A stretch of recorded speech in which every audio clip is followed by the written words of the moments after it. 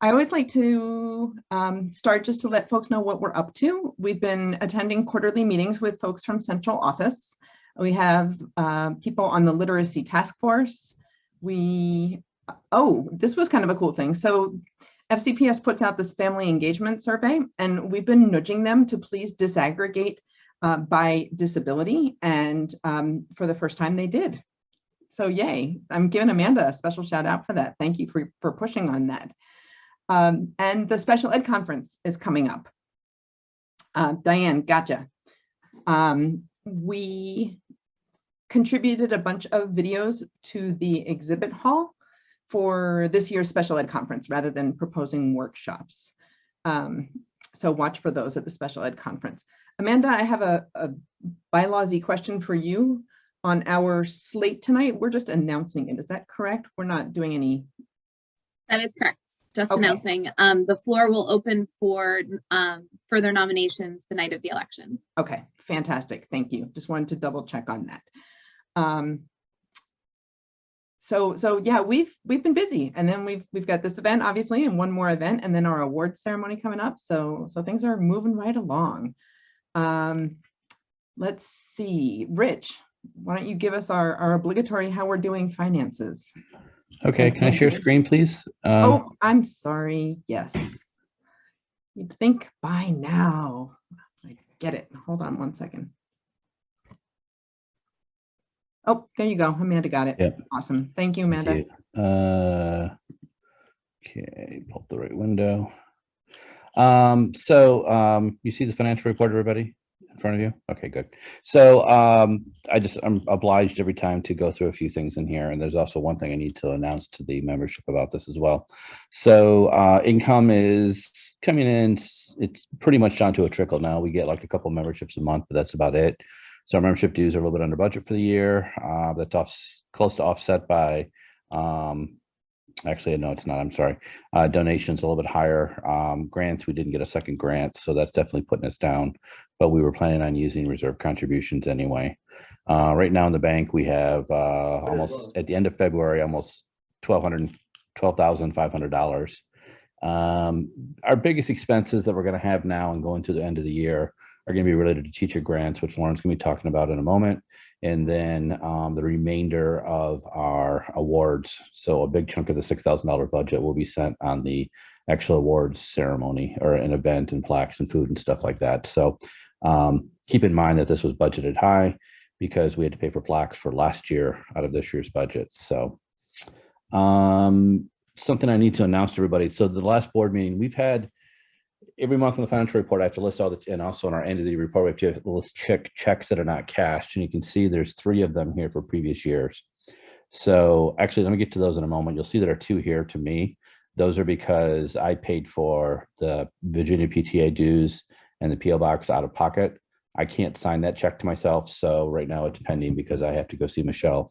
I'm sorry, Michelle already signed those, but I need to see Amanda so she can be the second signatory on those. But just an announcement here, the top 3 checks, the board meeting a couple of weeks ago and we discussed this on the agenda item, mainly because Amy's check for her grant last year didn't make it to her. And then we've had these other ones we've been carrying since 17 and 18. So I tried to abstain from voting and also from the discussion on what we should do with these, given that I was materially involved in 2. I'm married to this person. So I probably lost the check 5 years ago. And then this one, I hand delivered it to the secretary at the school.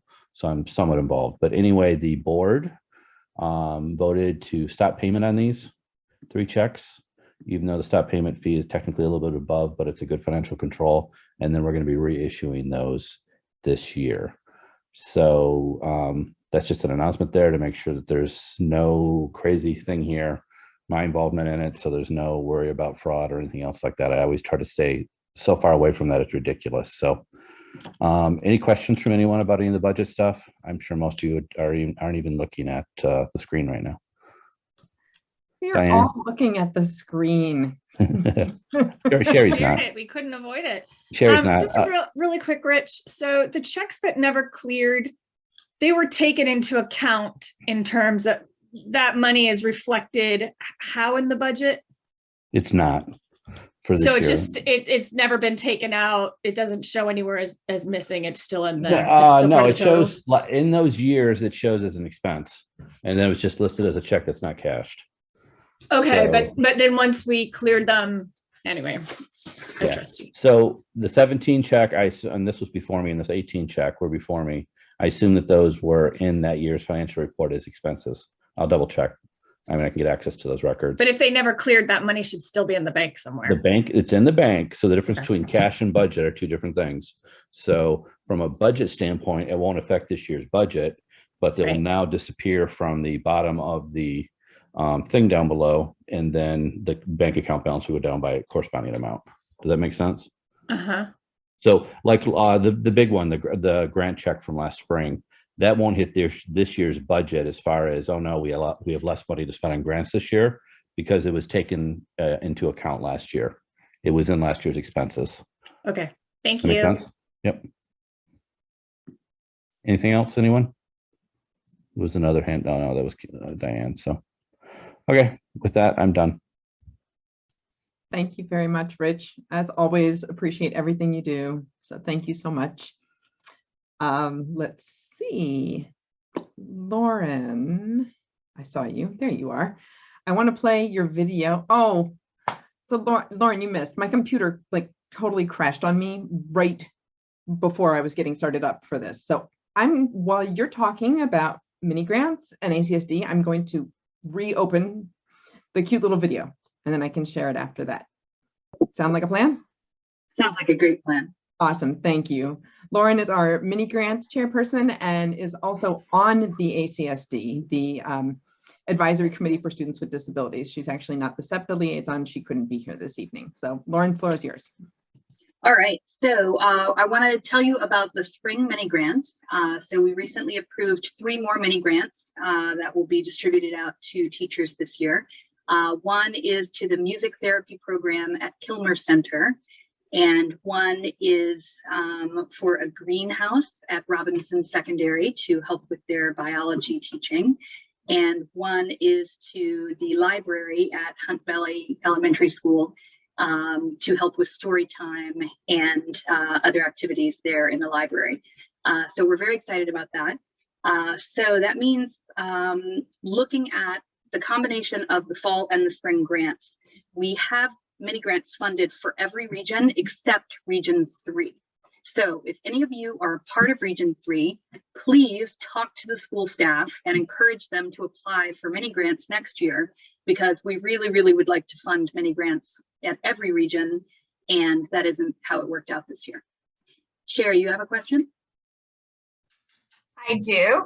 Could a department like behavior intervention specialist, could they apply for a mini grant if they wanted to, let's say, put in a Zen zone or a cozy corner, or do one of those really cool activity things in the hallway? I forgot what they're called. Like, are those departments allowed to apply for a mini grant?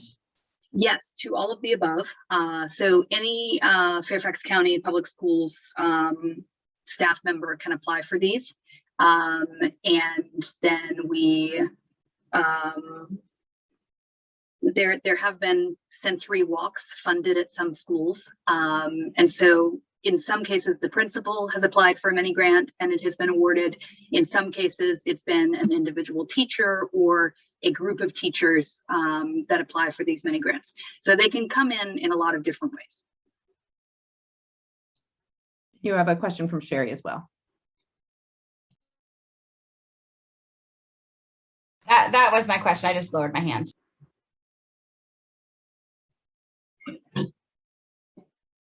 It's a night. Thank you. Do you want me to come up with another question? I can No, do that. that's just fine. This is like how my brain is going tonight. Look who's here. Look, look, it's all of our friends. It's Sarah Cooner is here. Okay, you're unmuted. Oh, Everybody's I muted know. right now. I know. I know I'm unmuted. Wow. Okay. Are we having an IEP meeting? Look, Lori Craden. I'm gonna play a video now, Sherry. So I'm gonna Okay. mute you. Thank you. So Lauren, I did find that video, so I'm gonna go ahead and pull that up. So again, folks, bear with me here because Clearly technology not my friend right now. Hopefully you all can see the little movie? Somebody, no. Hold on. Oh, it helps if I click. You the need to share button. screen. Now can you see the movie? We can. Yes. Okay, good. Then I'm going to hit play. Here we go. It's shorts. Hi, this is Julia McMullen from the Kilmer Center in Indiana, Virginia, and I'm so happy to have received a SEPTA mini grant. Thank you so much, SEPTA. We're really looking forward to getting the funds for instrument lockers here at the music therapy room at the Kilmer Center. Thank you. Hi. Uh-oh, there we go. All right. Hopefully you could hear that. I know the volume was a little bit low. There we go. That was a wonderful little thank you for us from the staff at Kilmer Center. Lauren, anything else from the mini grant perspective for us? I think you covered it all. I think so. You know, we get such wonderful things from the winners of these mini grants. You know, they send in photos and they send in little videos sometimes, and you know, we put little hearts to cover the kids' faces so that they're anonymous. But it's really just so fun to see the different information that comes in as a result of these grants. So thank you to everybody for funding them, because they do really awesome things. Excellent, thank you. And I see that Allie joined us this evening, but I'm not sure that she was prepared for sharing with ACSD. It's been a busy afternoon in her house. Lauren, do you have just a quick summary or update for us from ACSD as well? I can, yes. So at the most recent ACSD meeting last week, they presented the IDEA annual plan. This has to be presented annually to the ACSD, and all of the different subcommittees have now created their subcommittee reports for ACSD. And so over the next month, the executive committee will be working to turn those into ACSD's combined annual report, which will then be presented to the school board. A big part of last week's meeting was talking about extended school year. So the dates for that have been announced. Students will be in ESY from June 27th through July 22nd. And they have listed out the elementary sites and the public day school sites. So there were a lot of different questions about that, including how the different programs between the supplemental ESSER funded programs will interact with ESY. There are still a number of different questions of how it will all work out, but just wanted to raise for everybody's attention that those dates have been announced, and IEP teams should start thinking about it. I think the earlier that all of this stuff gets committed to on paper, the better. And then we spoke a little bit about the special education conference, which is coming up on Saturday, March 26th. And it's a virtual conference this year, so it will run from 9 a.m. to 12:15. And Amanda was in the same ACSD meeting last week, and maybe she has some additional things she wants to add. I just wanted to add on to what you were saying about the ESSER funded and the ESY, because Dr. Boyd did make a statement that I think would be helpful for everybody to be aware of. And you can go back and view the recording. It's on the ACSD's website. That the ESSER funded services and ESY, if a child qualifies for both the ESSER funded services and the ESY services, they can receive both. The families do not have to choose one or the other. That FCPS will, you know, your team will work together to figure out what the child needs individually, if that is the case. So just for families to be aware of that as those conversations start happening in IEPs. Excellent. Thank you very much, Amanda. And Diane, you have a question? Go for it. Yeah, when you're saying the ESSER funded programs are if an IEP determines that, is that being called, is that the same as the recovery services, or is that called something else? Like Lauren, how are they determining ESSER, who goes to ESSER versus who goes to ESY, or both? I'm not sure. They didn't really explain how they were determining who goes to ESSER. My understanding is it's a school by school discussion in terms of all of that. So, but that would also be non-IEP kids, right? It's not Yes. just for IEPs. It's Correct. for anyone. It is not just for IEPs. It is gen ed. It is gen ed services over the summer. So if a child is, so thinking, the question that was asked about this was because ESY is more for maintenance of skills and not for gain, whereas the ESSER funded services are intended for students to close the gaps that were created because of COVID. Because of those two different intents of the program, if a child qualifies for both, can they go to both? And Dr. Boyd was very clear that yes, they can, if the teams can work it out.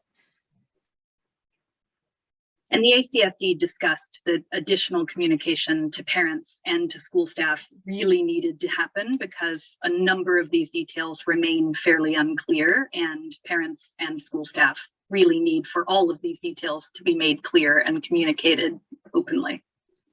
And actually on that, Sorry. go ahead. I just also think it's really important for parents to understand that ESY is not just for maintenance. There's several qualifying categories that you can fall under, and a lot of parents don't know that, and I think a lot of IEP teams actually don't know that.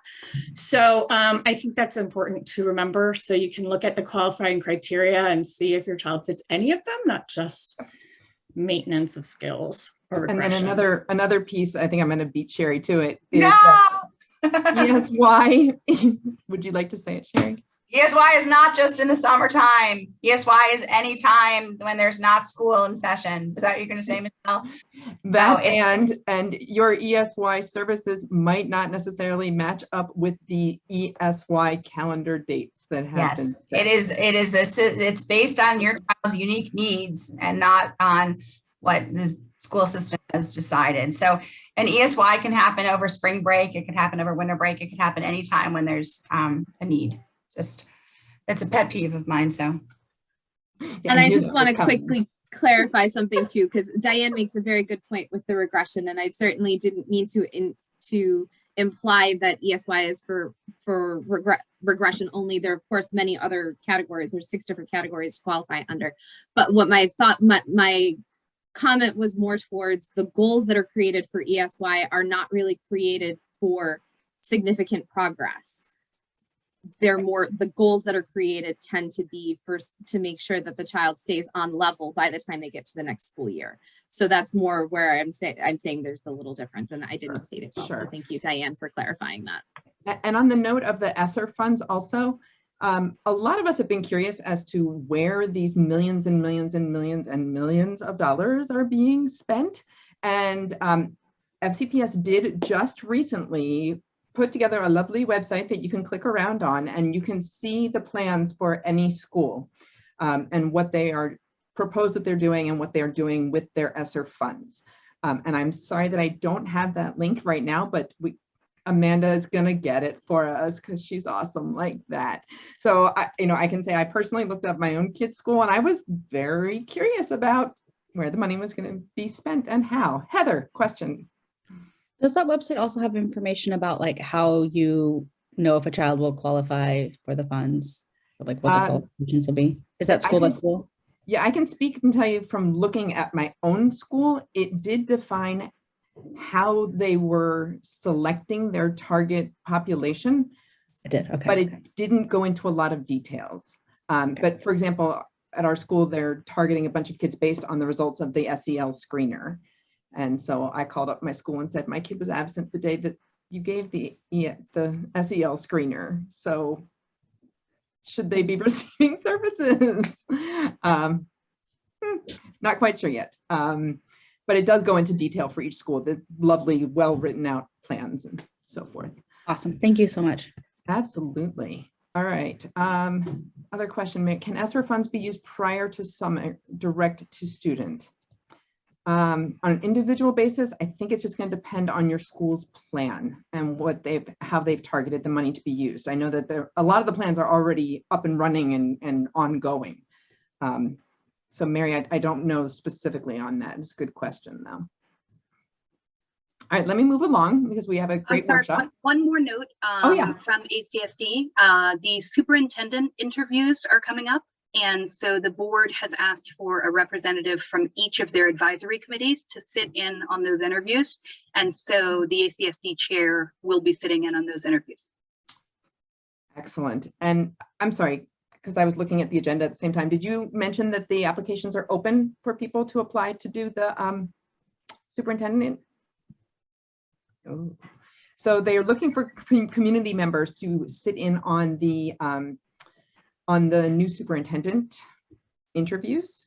And they're looking in particular for people who are really active and very involved with their school or with FCPS in general. So if somebody is interested in that, I believe that it's actually open to anybody who is very involved in stuff.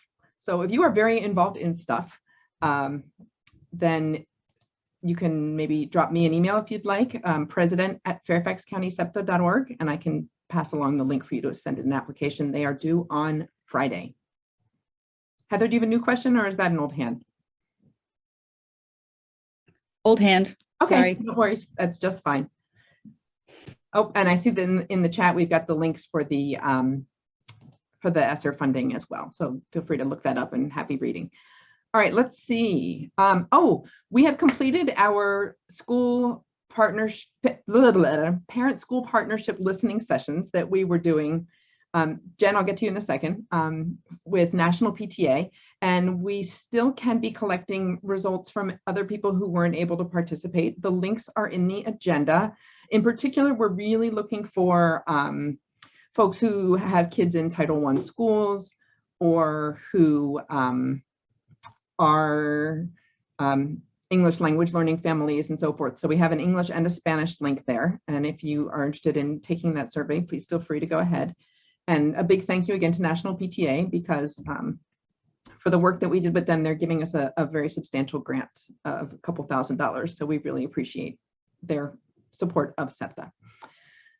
All right, upcoming events. Did the new question get answered in the chat? Jen, did you have a question and did it get answered? Hi, I was just wondering if the ESSER fund, so we've been told that with a lot of the ESSER fund questions we've had, that a big issue we're having is staffing. And I also have some concerns that the type of instruction that my child needs maybe is not something that some of the teachers who are working with him are trained in. So I wonder if ESSER funds could be applied to outside practitioners, even, you know, a reading tutor, an occupational therapist, anyone along those lines. That is a fantastic question. And if there's anybody who works for FCPS and knows the official answer and wants to give it, we're happy to hear it. And if not, Jen, if you could do me a favor and email me that question, and I'll add that to my list of questions. Absolutely, will do. Thank you so much, Michelle. Oh, thank you, Sherry. So I know that ESSER funds can be used to pay for private schools. So I would assume the rationale would be the same, but you would have to be able to show that the school system can't provide that. But I do know that ESSER funds can be used for private schools, but I haven't come across a situation yet with private providers, tutors, something. Jen, keep us posted too. If you get an answer from somebody else, feel free to put it in our Facebook group and let us all know the answer.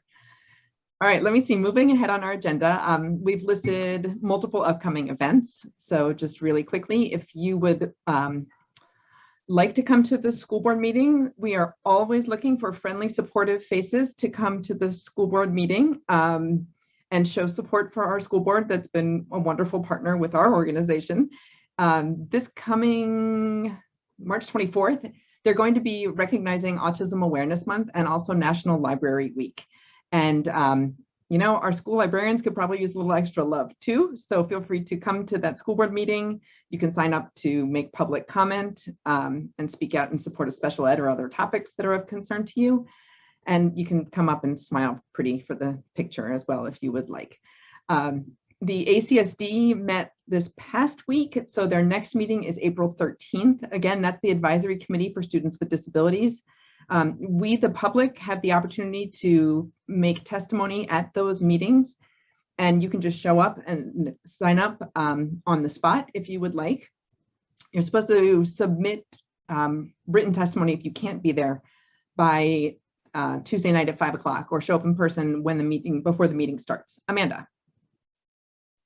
Just a quick update on the procedures for showing up in person.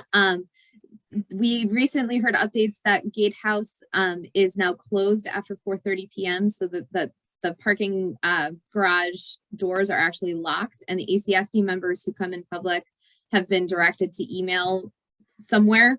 ACSD did request that instructions go out to the public for the April meeting about how to access the building for those nights, since that is a change to the procedure. So hopefully that will be included. If it is not, please feel free to send an email to Allie, that is ACSD liaison at fairfaxcountysepta.org, or to Lauren or I. Mine is vice president at fairfaxcountysepta.org. Lauren's is mini grants at fairfaxcountysepta.org. We're all on it, so we're happy to help you with that if that is access that you need. And those email addresses are also at the bottom of the agenda. You can find them there. Our next general membership meeting is going to be our last meeting of the year, the school year, which will be on April 19th at 7 o'clock. We'll be having our elections. And our guest speaker is Tracy Lee, who works for VDOE, and she's also the co-author of some of the 1-2-3 Magic books.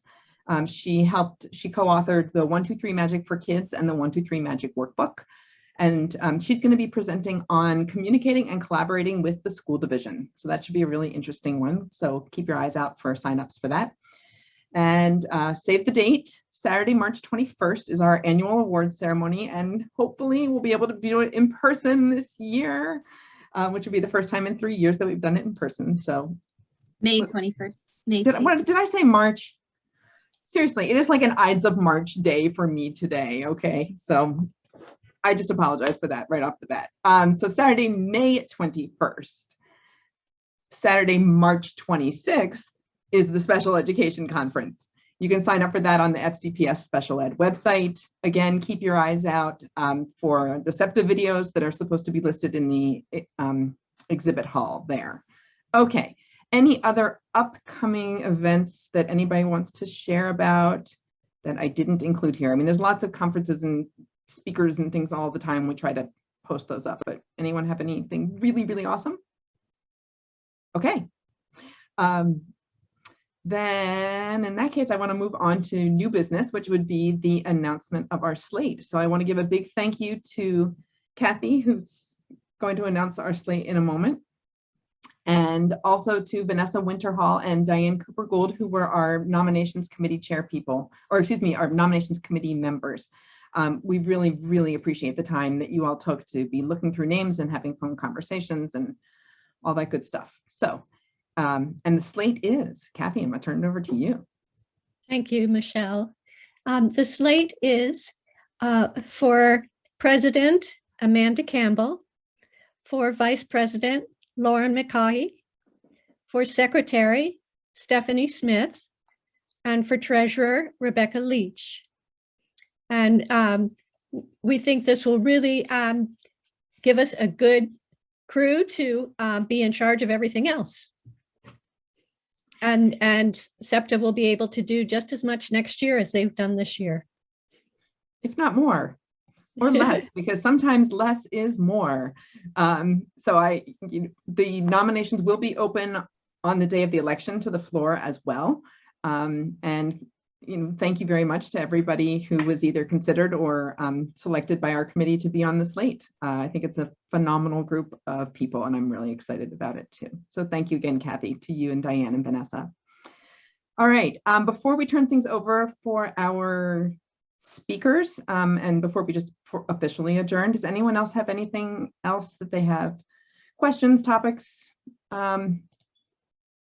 concerns, anything you want to kind of shout out here? I actually kind of love that this is a relatively small group, and y'all can turn on your cameras and we can be, sort of face-to-face interacting. Any other questions, thoughts, comments, good jokes? No, I'm just kidding. Unless you have a really good joke, but otherwise that's okay. This is being recorded because a lot of people asked if they could watch it afterwards. So just so we know that this is being recorded so people can access it later. Absolutely. All right, so then in that case, we're going to officially adjourn our business part of our meeting. And I'm delighted to get to introduce our guests who have joined us this evening. We have Katie Boxer, who is a behavioral intervention teacher in FCPS. Prior to being a behavior intervention teacher, Katie worked as a special ed teacher supporting students with multiple disabilities. And before coming to Fairfax County Public Schools, Katie worked as a social worker in the foster care system. She has master's degrees in social work, special ed, and a graduate certificate in applied behavior analysis. Ashley Enright is a behavior intervention teacher also with FCPS. She provides school teams with comprehensive behavior intervention and collaborates on the development of behavioral programming for students. Ms. Enright has experience teaching both general and special ed students and utilizing applied behavior analysis strategies and techniques in home and school environments. She's also a board certified behavior analyst and is pursuing a PhD in educational law. So with that, I'm going to turn the floor over to Katie and Ashley. And I think that they've said they're happy to take questions as we go along. So it's all you two. Thank you so much. Thank you. And I just want to take a moment because we have other people from our department here just to introduce Lori Craden, who is our behavior specialist, and Sarah Cooner, our program manager. I don't know if you want to hop on and just say hello. Well, I just want to thank you all for providing this opportunity for our behavior intervention teachers to be here this evening. And I know they're very excited about this. They've talked about it for some time now. And so this is exciting. And we so strongly feel the need for making those connections with our families and with our teachers. And that's what it's all about, you know, with our child at the center of all of this. And so we value this opportunity. We always value the opportunity to make those connections. And anyway, we appreciate all of you and the work that you do and the advocacy, because the outcomes for what is best for our children is what it's all about. So thank you for this opportunity. And also I'm glad Lori Craden, who's she's my other rib cage actually as a specialist. We're quite busy. And again, we're trying to be proactive and do trainings and coachings and really promote learning and wellness. So Lori. Well, ditto what Sarah said. And again, just a quick thank you for opening up your arms to us tonight and inviting us in. And we are always looking forward to working with parents because that's what's best for our kids. So thank you. And we hope that you enjoy the presentation, as we know you will definitely do. Okay, so I'm going to share my screen.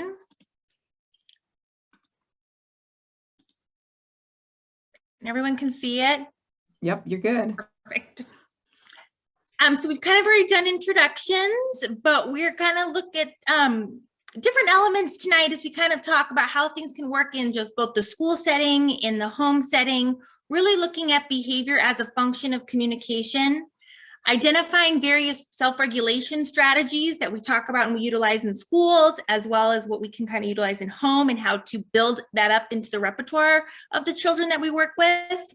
We're also going to look at some break areas. When we talk about break areas, we might refer to them as peace places, Zen zones, the relaxation station, calm corners. Teachers have come up with some very creative names for these different areas. And so when we talk about that, that's what we're referring to if we kind of interchange them with different names. But those are those calming spaces and how they can be replicated also in the home. And then teaching how we can access those tools, kind of the step-by-step instructions of how we approach the learning and the teaching of those elements, so students are truly understanding the value of it and seeing the importance of it. And it's not just a different location in the classroom, but actually a place where I can go and I can utilize tools that can really help me try to self-regulate. And we individualize those tools to the students and their needs.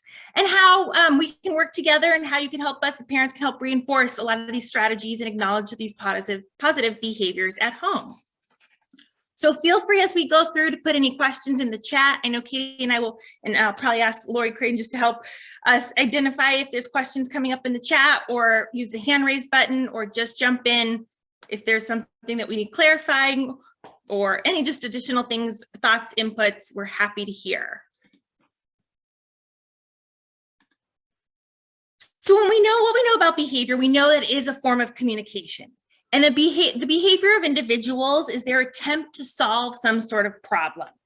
And even if the behavior is not necessarily productive or what we consider it to be appropriate, we have to really take a step back and try to decipher what is that individual trying to communicate to us. Just because a person may have communication skills that is in the conventional way of speaking, writing, or drawing, doesn't always mean that the individual stops communicating through a behavior. The more dysregulated or escalated an individual can become, and includes inward and outward demonstrations, the more likely they are to use their behavior rather than words to show how they feel. So as we know, behavior can look different from various individuals. We often think of behavior as these outward expressions. Maybe a student, especially challenging behavior, a student is yelling, screaming, maybe they're engaging in aggressive acts. But we also need to be mindful that some of our students, their behaviors can be internal, and they start to, maybe we might see signs where we can try to recognize what something's different, but they might be retreating, isolating, or trying to withdraw themselves from various academic or social situations. So we want to be mindful that behavior can look different and unique to every individual.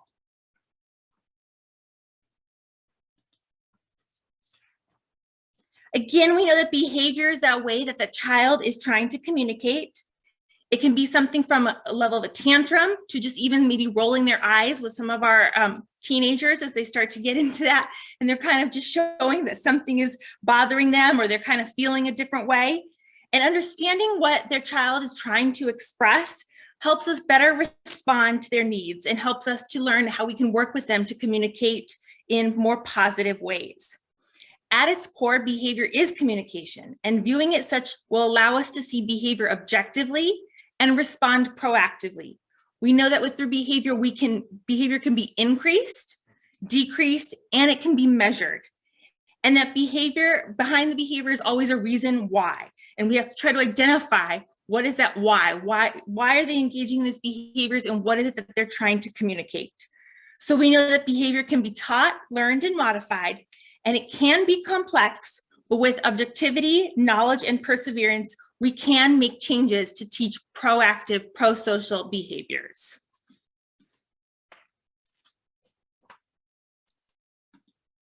So here we have two different pictures.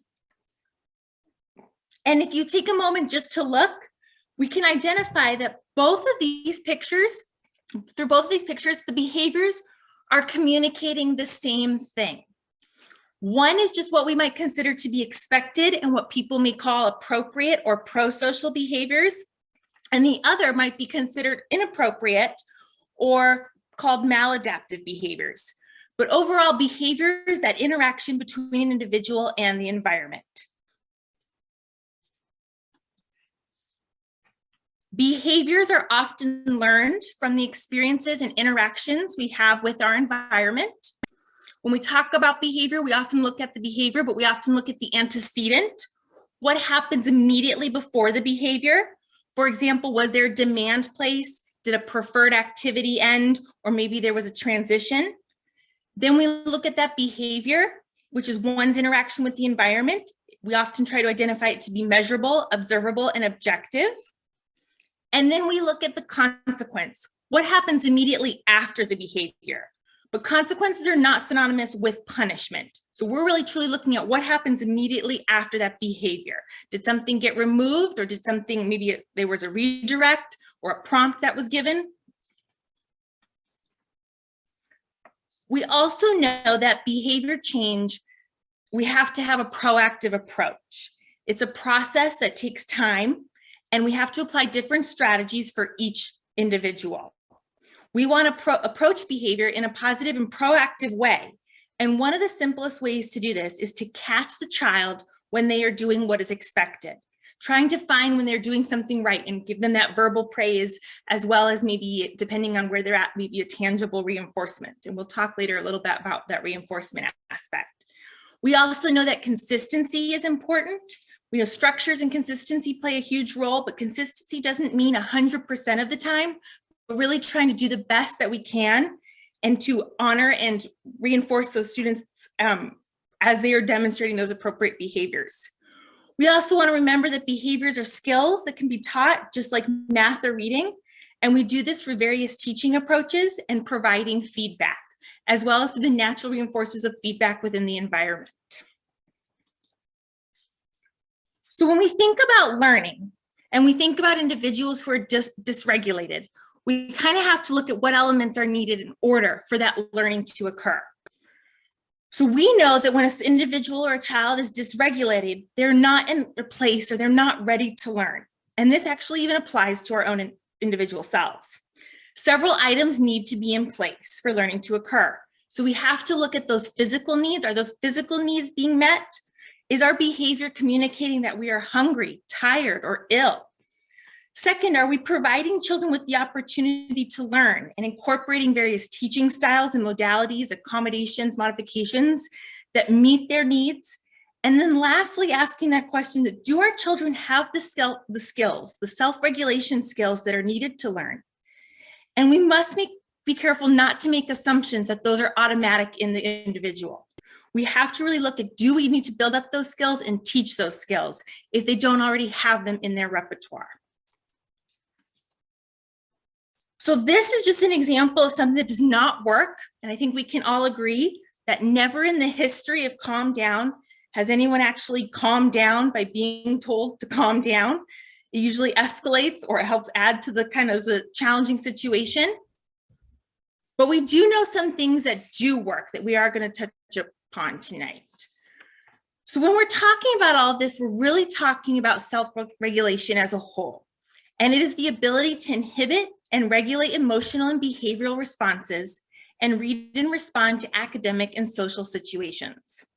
Our research has demonstrated that children who are able to better manage their thoughts, feelings, and actions are better able to succeed in social and learning environments. And children who are able to self-regulate effectively have also shown a foundation for positive classroom behavior and achievement. And I noticed there was a question in the chat. Oh, that you always love that slide. Yes, and it is so true. Telling someone to calm down does not work for the individual at all. And I think that's even true for ourselves. So we try to avoid saying just calm down. Right here, you'll see in this model, which is a nice way to look at kind of all the different influences that impact an individual's ability to self-regulate. So at the center, you kind of have that capacity, that internal factor, taking into account different biology, genetics, temperament, even I would throw in and say some of the trauma history of individuals. Next, you kind of look at what are those skills? Are they acquired and have they been taught to the individual? What has that individual found to work for them? Then you need to look at that individual's motivation to self-regulate, which can be derived from either the external reinforcers, which can be rewards and consequences, or even internal goals and values, which starts to develop that intrinsic motivation. Following that, we have the caregiver support, which can be provided by teachers, older siblings, mentors, parents. And it's that next layer which helps to serve to strengthen a child's self-regulation skills. We often think of this during this time where we're really trying to co-regulate. As we know, self-regulation skills as part of that executive functioning take a long time to develop. I still think even with the 495 traffic and the caravan of trucks, my ability to self-regulate this morning was a little impacted and I had to practice some of my strategies, but it's still something we're continuing to learn and develop even as we get older. And then you have that last ring, which is the environmental context, including the demands and the stressors that are placed on the individual, as well as those external resources that are available, also have a significant influence on an individual's ability to self-regulate. It's important to remember that self-regulation encompasses a lot of these elements, the elements of self-control, being able to avoid distractions and focus on the current task to achieve personal goals. Impulse control, that ability to sustain attention on an object, task, or experience. Self-regulation can also help build your resiliency when unfortunate events happen outside of our control and helping us to overcome different setbacks and thrive in challenging situations. It also involves that self-management, which is the ability to regulate one's emotions, thoughts, and behaviors effectively in various situations, possibly managing stress, delaying gratification, even trying to develop that internal and motivating oneself, and setting and working towards personal and academic goals. Sensory regulation also plays a component, which allows children to maintain an appropriate level of alertness in order to respond to the sensory stimulation across environments. When we talk and encompass self-regulation, we're not just focusing kind of on the emotions, but it's overall really the ability to recognize and manage the energy levels, emotions, and our attention in ways that are socially acceptable. And as we mentioned earlier, a lot of that learning is linked to self-regulation and is supported by the research. Higher academic achievement is more likely when interventions include self-regulation components.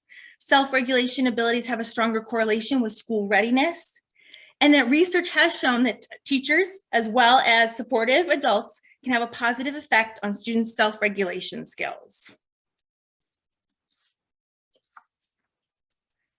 But at the foundation of self-regulation is really being able to identify and label feelings.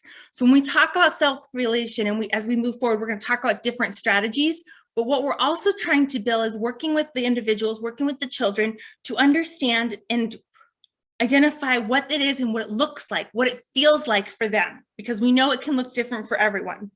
And we try to strengthen this skill, especially in our early learners, well, by summarizing different stories in video characters. So as we're doing read alouds in the classroom, a lot of teachers might also bring in that social emotional aspect and talk, what do you think this character looks like? How do you know? Or what do you think, how do you think this character feels? And what clues are being presented maybe in the picture or through the description of the words that tells you that this is what that character is feeling. Also, we can do this by modeling and talking about our own feelings, trying to use specific words to describe our anger, sadness, or happiness. We also, although we might be worried that we are teaching our children to be afraid or concerned, using emotional language actually makes them feel more comfortable to talk about feelings and can lead to more positive coping strategies. We can also help to summarize a child's feelings, really trying to connect the words and what they're feeling to how it looks for them and what internally that they're feeling, and helping them describe and label their feelings. When they feel mad and you hear them say that they feel mad, they will start to connect those ideas together. We can also practice talking about our feelings, really trying to incorporate any opportunities for feeling language in the moment. And we can also do this by, instead of asking general questions, trying to ask specific feeling-oriented questions. So when a child comes home at the day, instead of the old way of saying, well, how was your day?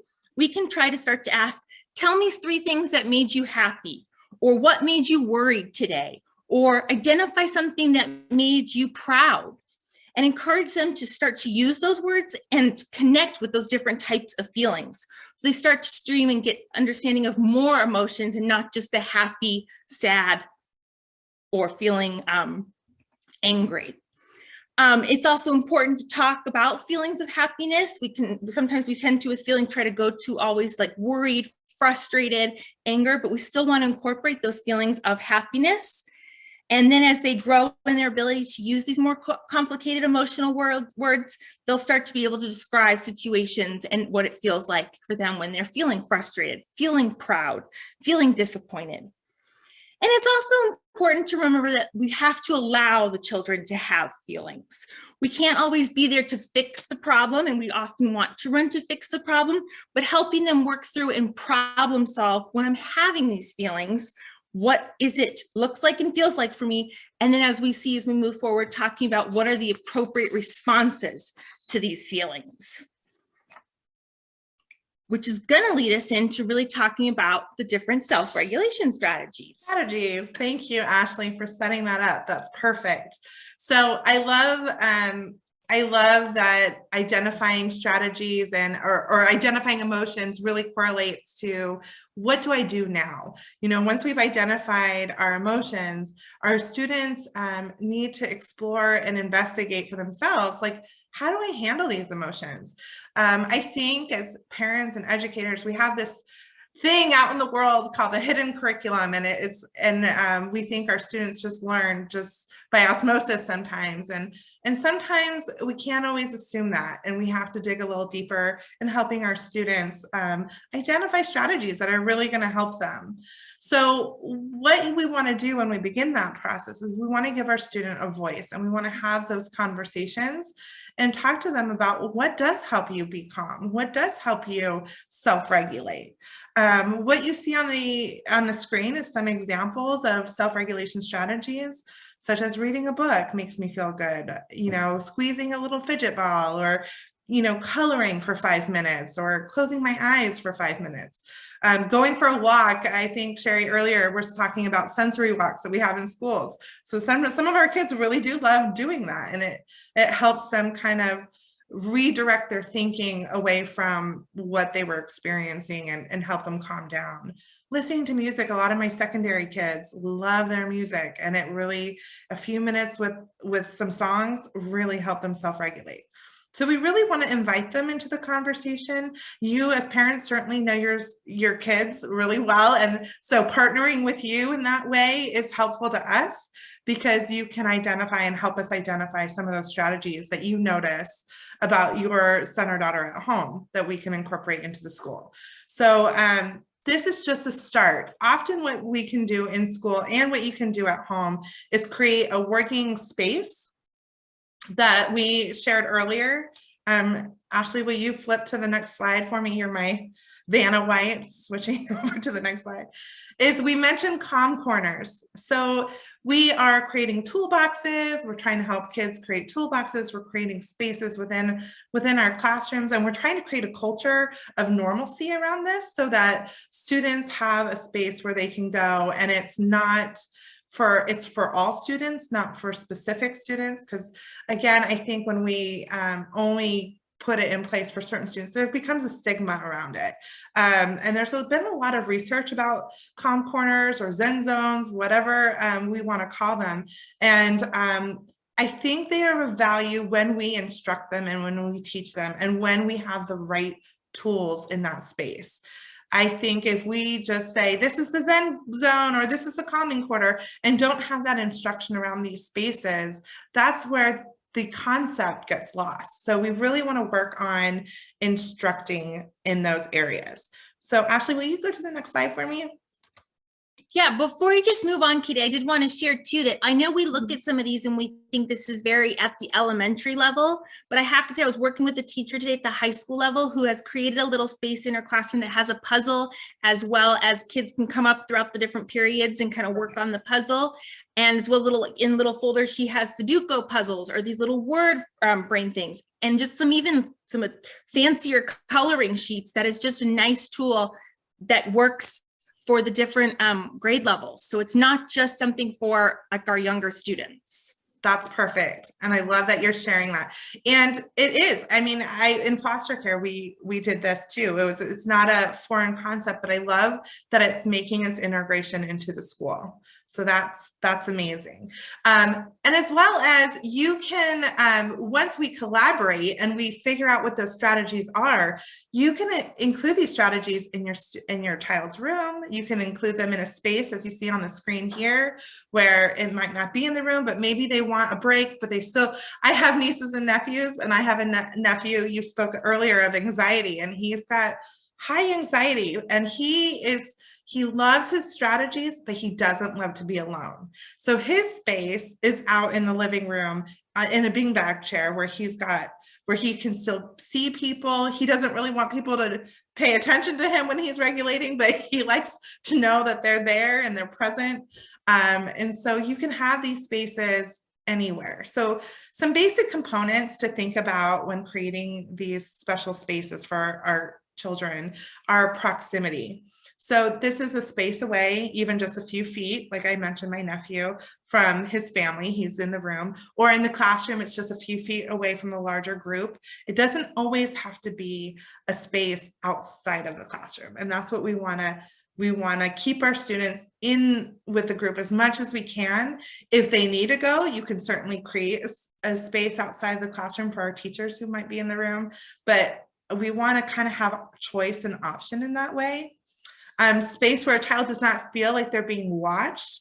A lot of the times when a student needs to calm down, and I think of my own anxiety or my own feelings, like I need to know that I have some privacy with those emotions so I can calm them down, so that when I present myself, I can present my best self, right? So we don't really like an audience when we're not feeling our best self. So being really mindful about, you know, the space in which people can see you.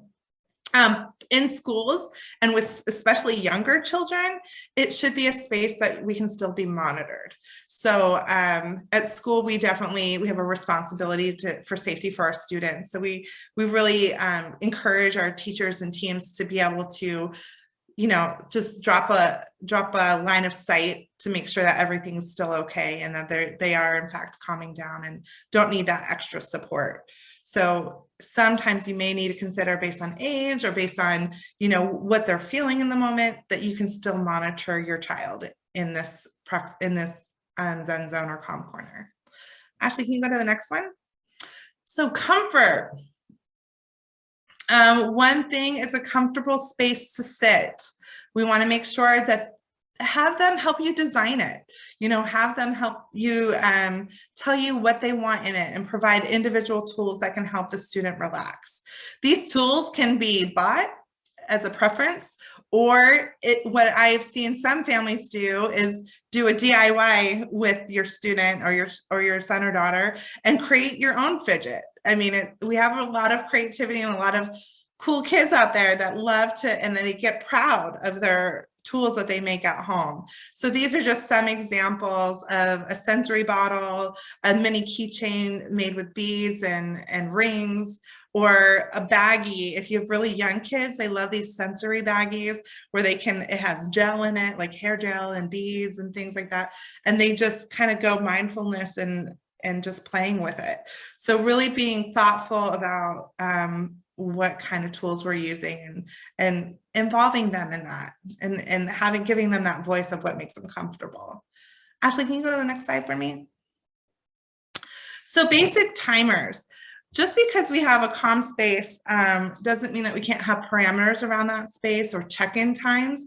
I like to check in every 5 minutes just to see, because if our students can come back to work, we certainly want to invite them back and have that opportunity. If they need longer, we want to check in and say, hey, do you need more time? And we want to give them more time. We definitely don't want this to be a space where they get lost in just mindfulness and they never return to instruction, because that's important too. Or they never return to doing what your expectation was for at home.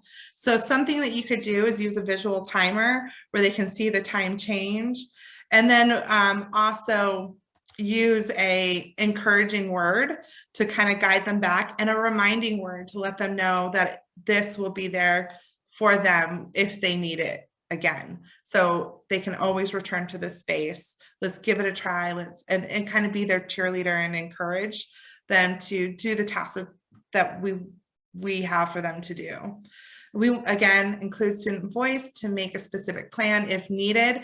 If 5 minutes isn't enough, let's have that conversation. What do you need to return back to class? What can we do to embrace this space? And have those, I mean, students really, and children have so much to offer in those conversations, and really it gives them buy-in, and it gives them, it builds the relationship between teachers and parents. It's a good tool to include them in.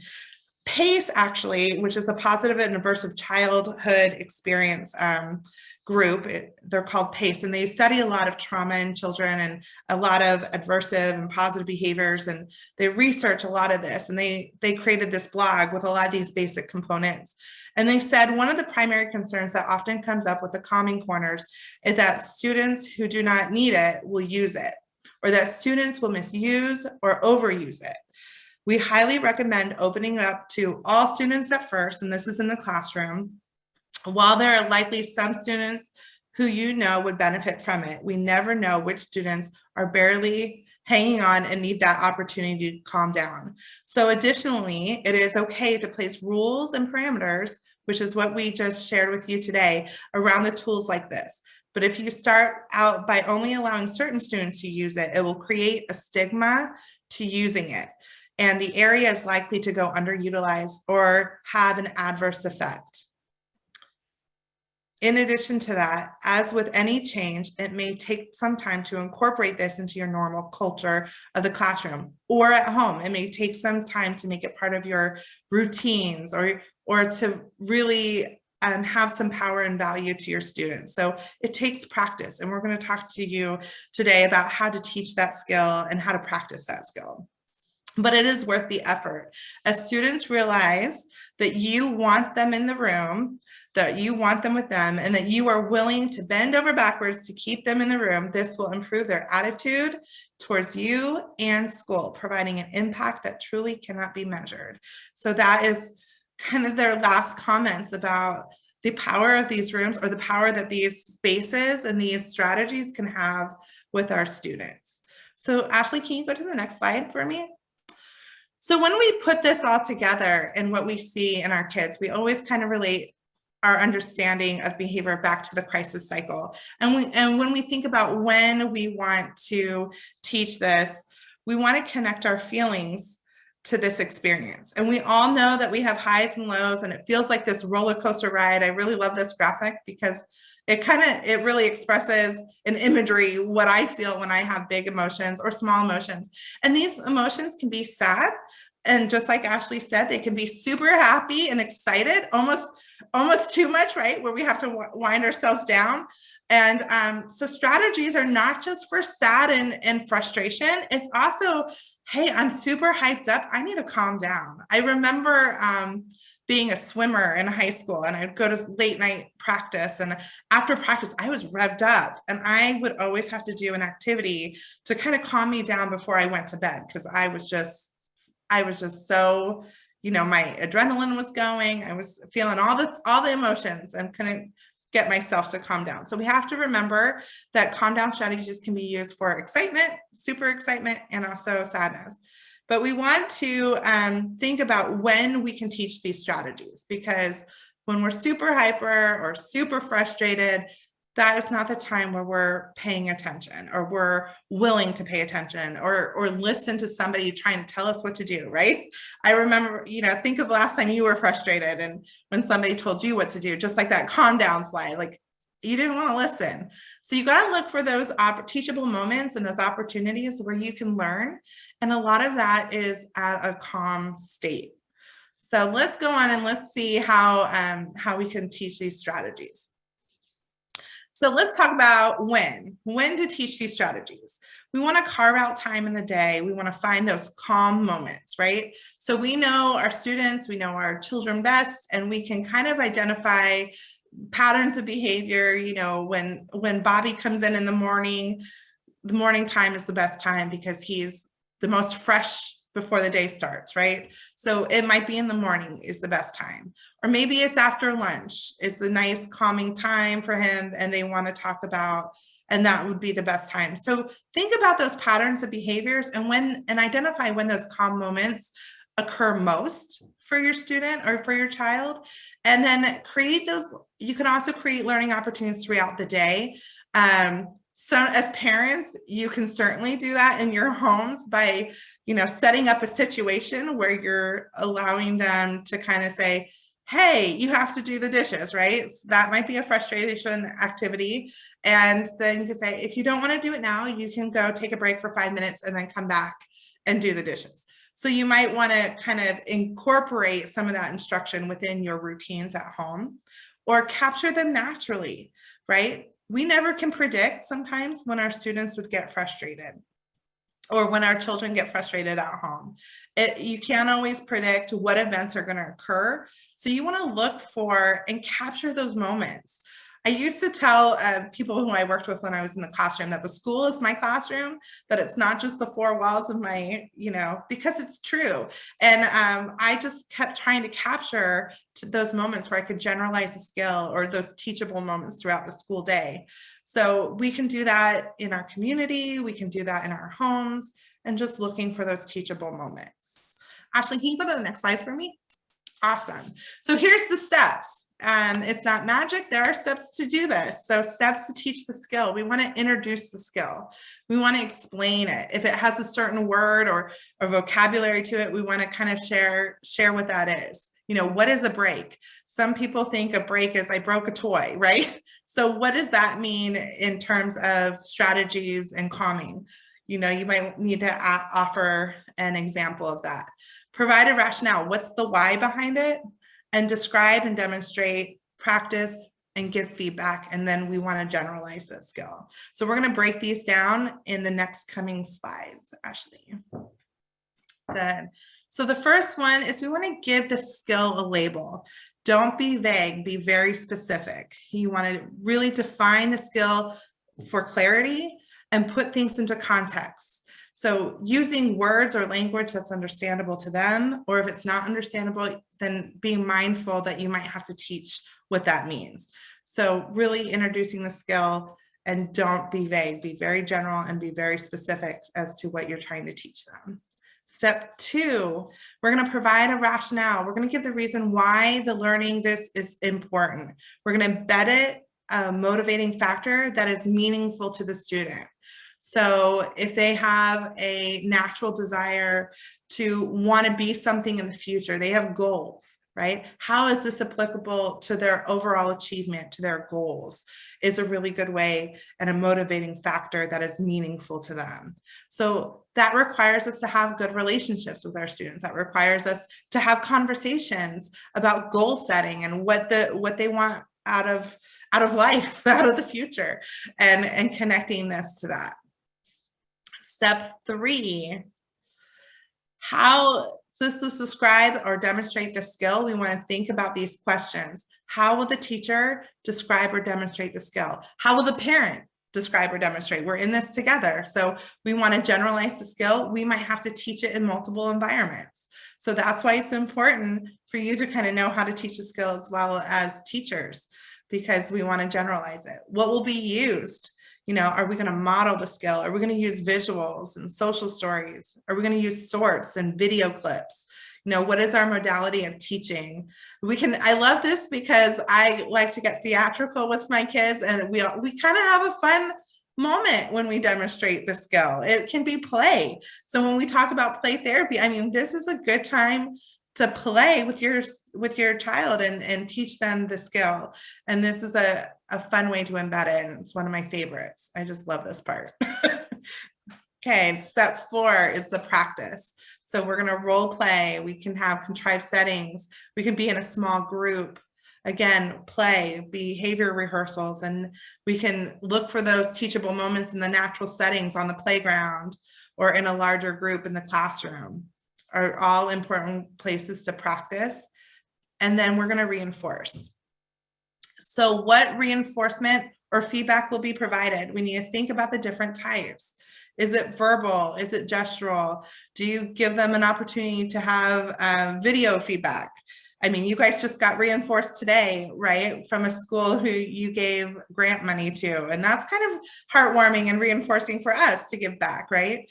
And then you have external consequences that can be reinforcing.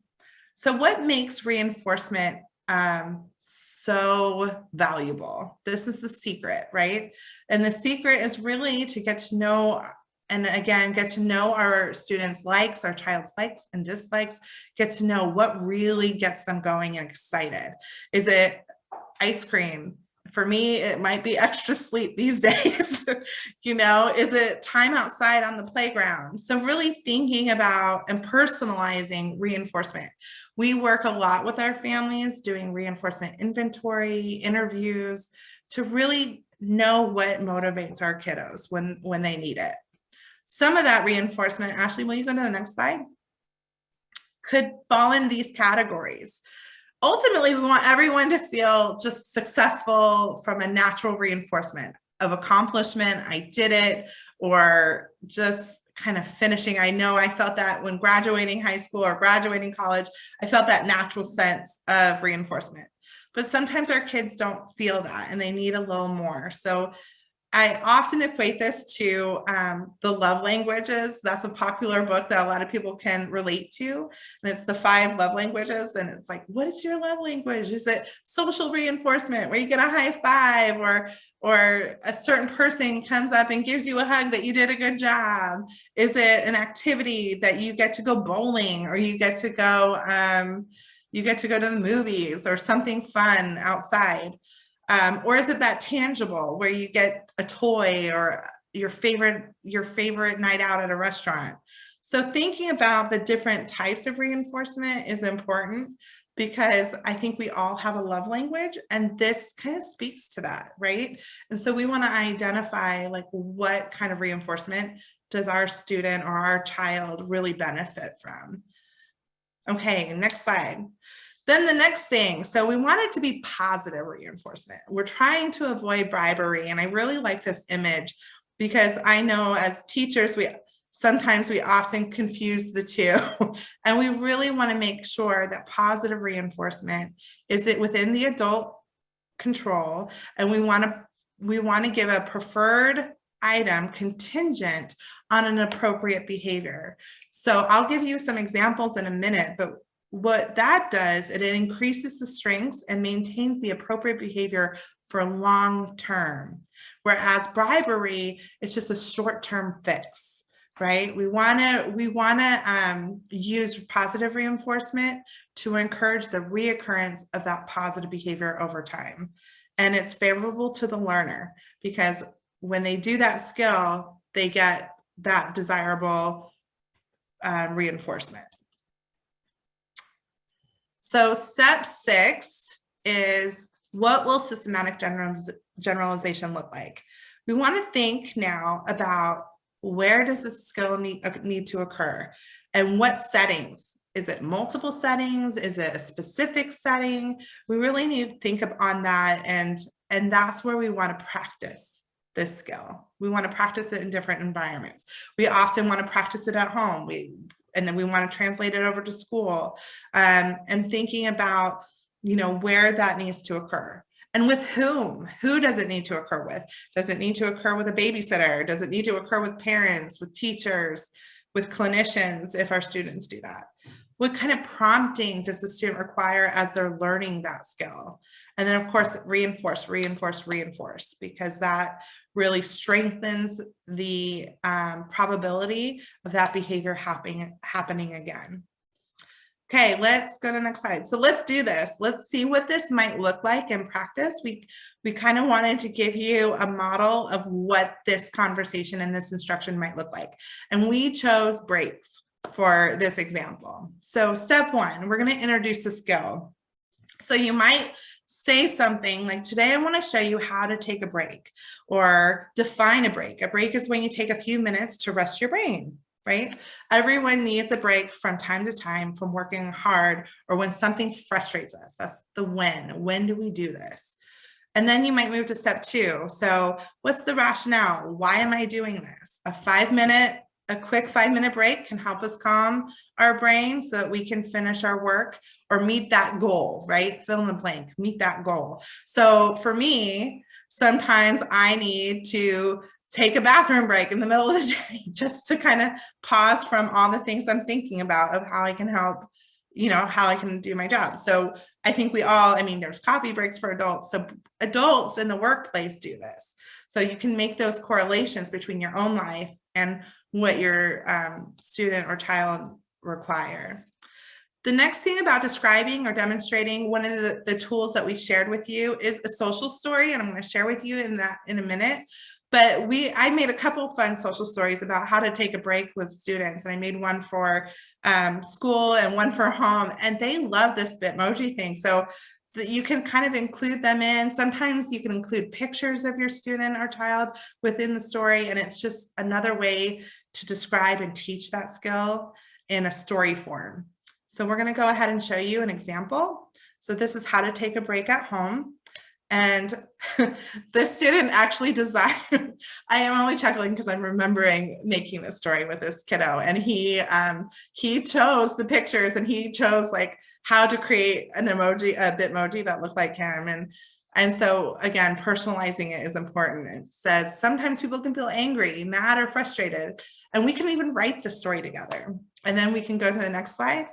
And then we talked about when we are angry, our body hurts. So you can kind of make those correlations between not only where you feel on a scale, but what does it feel like? What does it feel like? My mind, he talked a lot about his mind being stressed, and it's just going real fast. So we put imagery to explain that. And then we can go to the next one. And then we talked about the stop, think, choose. So when we feel this way, we need to take a break. We need to stop. And what does that break look like? Next slide. So we can go to a safe spot. And in his home life, he said his safe spot is his bedroom. And we've been working on taking deep breaths and we equated it to Star Wars for him. He liked the Darth Vader breaths. So we personalized it a little bit, but he loved taking Darth Vader breaths, and he said he went to his room. So then we're going to go to the next slide. Then we talked about thinking about our choices and which choice is best. And so we talked about thinking, and what you can do in the two bubbles is put pictures of what those two choices might be. And then go to the next slide. And then we reminded him of his tools, that he can always talk to someone, and at home he preferred to talk to his mom, and he can go to his mom and say, Mom, I need help with whatever he needs. And then you can keep going. And then we make a decision. Okay, I'm going to do my work. And then I can have a good job. Everyone will be proud of me. And we kind of take that social thinking and we play out scenarios. So a lot of the role play and a lot of the practice, it's just taking a situation and planning out the outcomes and really thinking about what outcome do you really want, and having those conversations too. Okay, next slide. And so this is just, again, the concept, stop, think, choose. And we kind of made it his mantra. I got to stop, think, choose. And he did that. So we included the break. And because he was in this place where he could do that extra step, it's not just about the break, it's about that stop, think, choose thinking that we wanted to include for him. Okay. And what's nice about this, Katie, too, is if this is a graphic you're using at home, yeah, and vice versa at school, because we can use the same language, keeping that language the same, we can prompt to these different strategies. So even sharing, if there's a visual that is the teachers in the school is using, how can we also transfer that home, and versus vice versa from home to school? Absolutely. And that's why when I showed you earlier that we made a story for both. How does this work at home and how does this work at school, right? And then once we introduce this concept and we demonstrate it in a social story, we can practice it. So you can practice it at home, you can practice it, and you can get real animated and theatrical about it, and it can be really fun to practice. And sometimes that's a motivator in and of itself. And then of course we want to give that feedback and that reinforcement. So once we see it, we want to give them that praise. We want to acknowledge that effort. So let's go and see what this might look like. I'm going to give you two scenarios. So let's take myself, right? Before, Katie is feeling tired doing homework. I might have all this homework, but then I decided I'm going to take a 5-minute break and some deep breaths. And after that, somebody noticed and gave me a sticker and said, good job, Katie, you took a break. I'm proud of you. Well, that's going to reinforce the skill, right? So once we establish that skill and once we establish that pattern of reinforcement and it starts to become part of my repertoire, we might be able to expand that out. So let's go to the next slide and show you what that might look like. So before, again, feeling frustrated about homework, but I know and I feel proud and I'm able to embed that 5-minute break within my repertoire. I take my break, and then I go back to finishing my work. And then my ultimate reinforcer, especially on a day like today, is to go outside because I finished my homework. So that's how it can grow and expand, and where we can go back to not only is the break in the repertoire, but now we're working on, I'm completing it and I'm going to reinforce that next layer, right? So you can start small and then expand to a bigger concept. Okay, next slide. So overall, what we're trying to help you take away with is that behavior is communication, and that we can't also make assumptions that these skills are learned, that they need to be taught, and that they're not always automatic. And some of our repetition needs to be there, needs to be consistent. And some of our students learn it quickly. Some need a little bit more time to understand and get the concept. So practice, practice, practice, right? Self-regulation can be learned through direct instruction and support. This, we know, this has been evidenced by the students we worked with, our own experiences with our children. You know that they can accomplish amazing things. And then positive behaviors, to do that, need to be reinforced. We need to look for the positive. We need to show our students that we see their effort and that we're proud of them for that effort. So next slide. So one of the quotes, Ashley actually found this one and I loved it, is that feelings are much like waves. We can't stop them from coming, but we can choose which one to surf. And I think that that's so poignant, Ashley, that you found it, because we have so many feelings that in life in general as humans, and I think we need to just learn how to navigate it. And I think that really speaks to this quote. So we were trying to get this in an hour, so we had time for questions and answers. And I think we saw some comments in the chat. Feel free to raise your hand and share out anything that you have a question about. Do you guys want to stop your screen share for the Q&A? Yeah, absolutely. Okay, cool, thanks.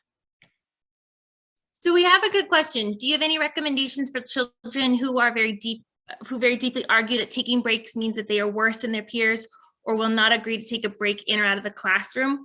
I think that's also where, as a classroom as a whole, we might want to practice the skill. So maybe everyone's practicing taking a break after those heightened times of maybe recess or lunch. So it's embedded into the natural environment, not making an individual feel different from their peers. Creating that calming culture, as well as individualizing what do they might gravitate towards. Because I think sometimes we there's a break area, go to a break. We haven't done the steps to truly teach it and embed it naturally for all. The best place for that too is, I know in classrooms, when I taught in classrooms and I utilized it, when I was feeling frustrated, I myself went and took a break. And I remember the kids all just gasped and looked, but it was showing and modeling that this is natural. And I'm not only telling you about this strategy, but I'm going to do it with you. Yeah. And Sherry, I see your comment. I'm not sure. What suggestions do students tend to mask their feelings? I actually, I was just sharing today, I was doing a training and I had a student who had selective mutism, but it was based in anxiety.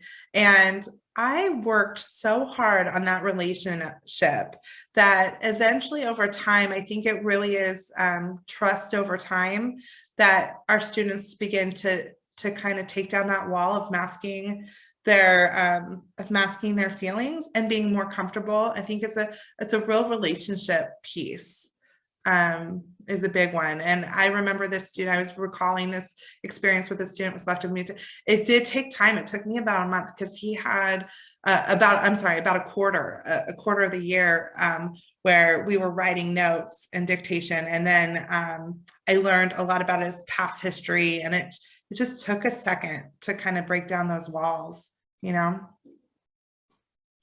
I think you're right, Katie. I think it's really just creating that relationship and letting them know it's a safe place, and trying to ensure that maybe even if I'm your gen ed teacher or I'm your special teacher, I might not be the individual that you have the strongest relationship with, but who in the building do you feel safe and comfortable with that we know you can go to and access?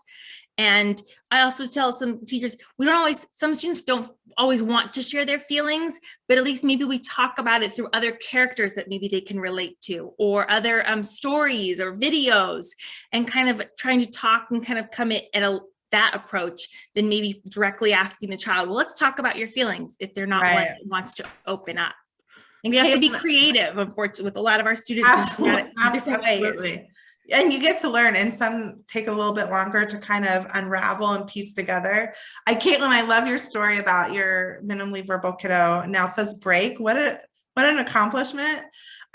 For students who struggle with vocalizing it or want to be more subtle about the break, sometimes, again, like when it's not working for them, have those interviews, have those conversations. I did have a student that didn't want to go to a specific place, but he felt comfortable going to his desk and just not having the expectation of work for 5 minutes. So, and then if they're not able to vocalize or they don't want that attention of vocalizing it, we had a signal. You can create a gesture. You could do a Post-it, and like when there's a Post-it on his desk, it was a signal to the teacher. You know, I call it a bat signal. Just let me know, like when you need that break. And it could be a pass. For our older kids, I think they're used to flash passes when they need a break with a clinician or a special person. So there's a lot of ways that we can create a plan around that. And if a student needs specific interventions for it, we can certainly do that. I know Heather asked a question with how do we get this information to teachers who haven't learned some of this yet? I know we're trying to get out there through the different behavior intervention teachers, and we're talking about it. I do think we had it going strong for a while, and then with all the COVID constrictions, everyone's classrooms kind of like, we've lost space and everyone's spaced out, and we're trying to kind of come back to building that capacity and talking through it, as well as I know we're doing different behavior strategies labs where we're providing teachers with these tools of like just teaching your children the different types of breathing. Because if you ever ask any child, like, let's do deep breathing, and they don't know what that is, they're kind of like hyperventilating and making the situation worse. So a lot of times we're working with the teachers to say after recess, after lunch, just in the morning, we're all going to practice. Let's do our 5-finger breathing, or do our belly breathing, or different, our hot chocolate breathing, whatever is relatable for the kids. Darth Vader, don't forget Darth Vader kind of, and teaching them different ones. And then I know we've done activities just like we would teach a different activity with reading or math, made little cubes and said, everyone at the desk, we're going to roll it. And that's what you and your table group are going to do. So it's just being creative of how to embed this naturally into kind of like their morning meeting activities and throughout the day, because it's not going to be beneficial if we're just only when you're in a heightened state do you have to go and access that, or you need that. Michelle, I like your comment about please consider pushing it out messaging. I think it's important for all kids, quite honestly. Like, I know we're here and we're among parents with special need, special education kids or students with IEPs, but there are so many students out there who don't have an IEP who also have trauma and anxiety just in general. And so, like, when we talk about a culture of calm and creating this and normalizing these concepts, we want it available to everyone. And we want our teachers, like all teachers, to understand. And so really the goal is to normalize calm, normalize strategies, and if we think about adults and how and what they look like and our everyday life, we do this every day as adults. I mean, we all have our things. I drive to work every day with music in my car because it helps calm me down and get me ready for my day. It's my reset, right? So if we really evaluate our own lives, we can kind of see those calming strategies sneaking into our world and our own personal repertoires. So that's really the goal, right? And I think you're absolutely right. We need to bring a little bit more to the secondary. We often think, yes, the kids have a flash pass. It's written there in IEP. And I've said to some schools, like, why does it always have to be we have to leave the classroom? If we can create a little space in the classroom, or even if the kid has something that is in their backpack that they know it's okay. Like I said, the teacher with the little puzzle, it's amazing how just a couple kids go over there, put a couple pieces and then come back. And oftentimes they have the ability to multitask and still pay attention to what is going on. And then I know working with these teachers to build in some of these natural breaks, because a 90-minute class period is a long time to just sit there and take instruction or to work, go through the class. Yeah. And so really trying to enhance that for our secondary. Absolutely. Teachers. And also we have a variety of strategies. I know we kind of kept mentioning breathing and a couple of others. That's kind of just what easily comes to mind when we're talking to a lot of people, but there's so many different strategies. There are fidgets that you can find. And when we do fidgets, we want to be careful between tools and toys, right? We want to make sure that it is an actual tool and not a distraction, because otherwise, I mean, if I had a fidget that was super fun. So being mindful of fidgets, being mindful of coloring, or just a break music. So it doesn't have to be, I know there was a comment that was sent to me about vocalizations. It doesn't have to be, we can think outside the box with some of these strategies, right? Yes, and normalize struggles. That is my soapbox, Michelle. Normalize struggles. I think we don't normalize it. And I always think about resilience. And I think when we're trying, really all this does is trying to teach our students resilience, right? Like getting through the tough stuff. And I think Ashley said it great when she was talking about emotions and identity. We want to get through every emotion. We want to experience the joy. We want to experience the sadness. We want to experience, and how do we cope with that so we can be resilient, right? Daniel asked a good question of when consistency is lacking or there are lapses after making some progress, would accountability, like the reward and punishment, help or hurt to get them back on track? I guess the question would be, is the consistency lacking from the adult not providing the space or not prompting the space? I think that we would have to piece that apart a little bit more. But it could also be, how can we beef it up a little bit? Having a conversation or trying to work with the student and problem solve. Why are we not utilizing that skill anymore? And some of our students might say, well, I'm embarrassed, or I'm not feeling safe, and this is a calm space, or it doesn't have maybe the tools that I need, and kind of working through that, as well as maybe it just needs to kind of be like revamped a little bit and as a whole group retaught.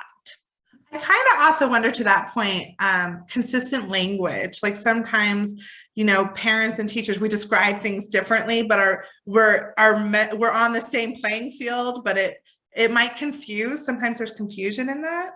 So having those collaborative conversations too are super important, so that we can kind of create a general understanding of what does this look like, what is working, what is not. I think because that's going to help with the consistency piece. If we don't have those collaborative conversations, you're going to do it your way, I'm going to do it my way, and then the student will be confused and kind of lost in translation.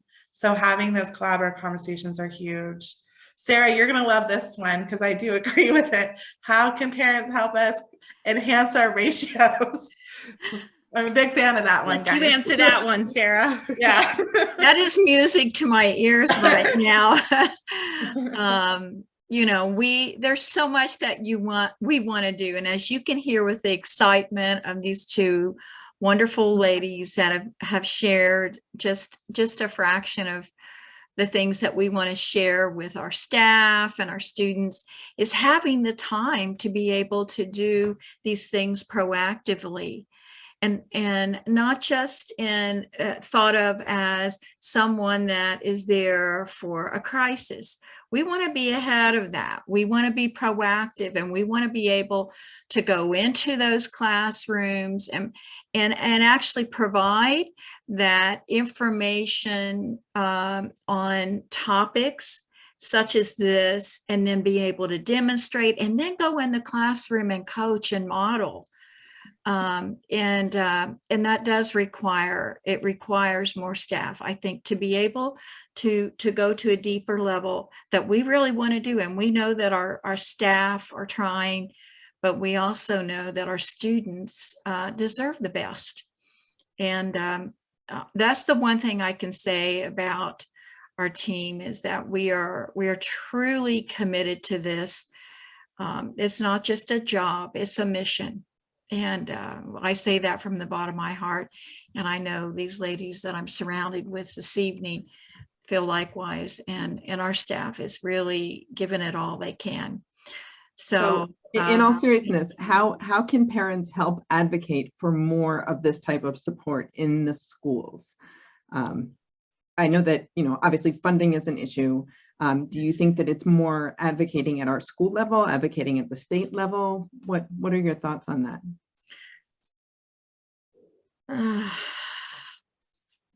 I think school board. To put you on the spot. I think starting with the school board is really important. And in fact, it's as a result of your advocacy in the past and with the school board that we were able to gain 8 positions a few years ago, and I cannot tell you how valuable those positions have been. But we also know that each of these behavior intervention teachers are covering 8 schools. But when you think of the enormity of even one school, and they're covering 8, we've had over 6,500 responses since August with just requests and supports. But we, as again, I'm saying, we want to get ahead of that. We don't want it to just be a request. We want to be in there on a regular basis where we are sharing and knowledge and best practices, and then being able to go in and proactively model and coach, starting with kindergarten. Follow up on that question too then. You know, clearly numbers are a massive problem. Yeah. Is there discussion about pushing out mandatory training for teachers to get this information to them more? Yes, And there is. Training. Yes. And would those be live trainings? Would those be like, you know, the optional on demand, click, click, click? What? We're doing a variety, and actually that's a really good question, because we have actually, I've worked closely. Our office has worked closely with Mike Bloom and even Dr. Boyd in creating tiers of training topics, that some that are they are looking to move towards a requirement for all staff, and then some that are optional. But we really highlighted some of our trainings that we feel are more significant, that need to be more of a requirement. And leadership is pushing forward to convert to some of the trainings that have been done. It's not just an optional, no, it's a requirement. So I really feel that the movement that direction is putting that expectation. And we're offering virtually, but we're also virtually, but again, asynchronous and synchronous options. But we're trying to be flexible in what we're doing, and obviously we want to be able to do these trainings in person as well. But our staff is in the schools. They are school-based, and then they're also doing regional trainings. So our BITs are working with the region leaders and to promote that awareness, and then how does that push out to the schools in each one of those regions, and then school base. So we're really trying to do it in a very systematic way, and we're looking at ongoing training recommendations. And we just presented, hopefully, crossing fingers, all goes well next year, but we're looking at more training focus on classroom and behavior management, and really looking at a reset as we're converting from the virtual back to brick and mortar. And it seems like a very simple process, but it is not a simple process. As our children and as our staff are returning, they are also going through the emotion of being, more in an isolation and then coming back in. Well, how do you return? How do you socialize? And I think adults in general are really kind of struggling with this as well. And so certainly our children are. So we have to meet them where they are to get them where they need to be. And we have to realize that we as the adults have to make those connections. Relationships are so critical, and the trust, but we also have to be able to realize that where they were, before virtual, now they're coming back. The expectations, all right, we're going to roll through this. Well, no, we have to stop a minute. Yeah. Bring it back to where, with looking at modeling for them, Right. and then providing that practice and fluency and generalization, all those skills, and looking at how we're providing feedback. Are we only providing feedback when things are not going the way we want them to? Are we really noticing those skills that we want to see increase? So those are all the things, and they've touched on some of this evening, but we want to dig in deeper. So we want to go that charge with you. So let us know. And I think I was just reflecting on what you were saying, Sarah, and I think teachers have been inundated with a lot of information. So being very specific about what you want teachers to know, because I think between this back and forth of like virtual, in person, like I think they're just feeling information overload, and it's getting lost in translation. So really being like, this is what we need our teachers to understand. This is what we need them to know. And then let that be the focus, you know, and then build on that. Because I think in the time that we're in, with all the emotion in the times that we're in, I think there's been a lot of recommendations and suggestions, and it's just a lot. And the teachers can't navigate it all, you know, it's just, and I find as in my job, I'm trying to like, okay, let's focus on this thing.